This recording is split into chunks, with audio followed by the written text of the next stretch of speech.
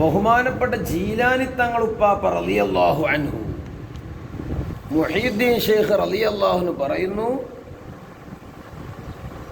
അല്ലാഹു ഹുവൽ ഇസ്മുൽ അഅ്ലം, അല്ലാഹ് എന്ന നാമം ഇസ്മുൽ അഅ്ലമാണ്.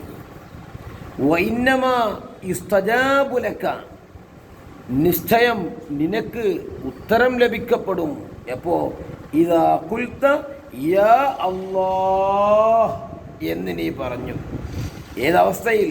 വലൈസ ഫീ ഖൽബിക ഗൈറുഹു, നിന്റെ ഹൃദയത്തിൽ അല്ലാഹ് എന്ന ചിന്തയല്ലാതെ മറ്റു ഒരു ചിന്തയുമില്ലാത്ത അവസ്ഥയിൽ ആ രൂപത്തിൽ യാ അല്ലാഹ് യാ അല്ലാഹ് എന്നിങ്ങനെ ചൊല്ലിക്കഴിഞ്ഞാൽ, എന്നിട്ട് റബ്ബിനോട് അത് ചോദിച്ചാൽ ഉത്തരം ലഭിക്കും.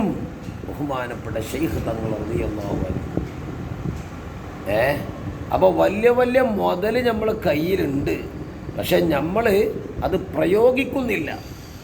നമ്മൾ ദുനിയാവിൻ്റെ പച്ചപ്പ് കണ്ട്, അതിൻ്റെ ഓളം തള്ളൽ കണ്ട്, അതിൻ്റെ സുഖങ്ങൾ കണ്ട് സുഖിച്ച് സുഖിയന്മാരായി സുഖലോലുപന്മാരായി ജീവിക്കുക, അത്ര അന്തേ ഉള്ളൂ.